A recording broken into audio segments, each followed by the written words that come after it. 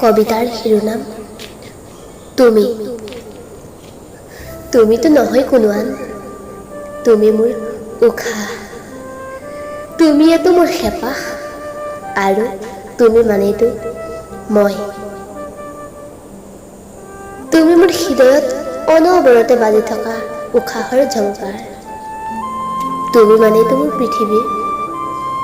ইমানৰ পিছতো প্ৰশ্ন কৰিবানে মই কোন তোমাৰ? তুমি কোন? এই প্ৰশ্নৰ উত্তৰ বিচাৰি মই আজিলৈকে পোৱা নাই।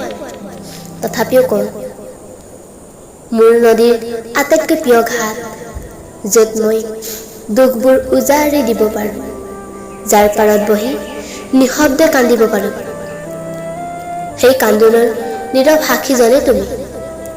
হৃদয়ত আলোড়িত প্ৰশ্নবোৰৰ উত্তৰ তোমাৰ লগতে মোকো লাগে, কিন্তু কেনেকৈ বুজাও কোৱা?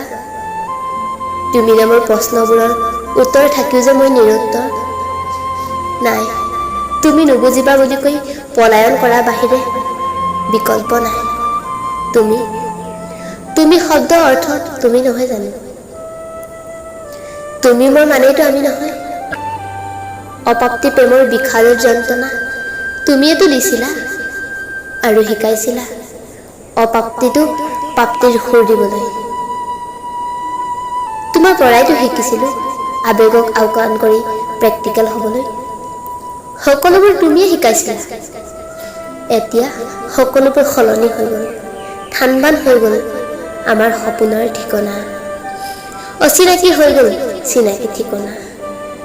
এতিয়া মই হৈ ৰ'লো আৰু তুমি হৈয়ে থাকা।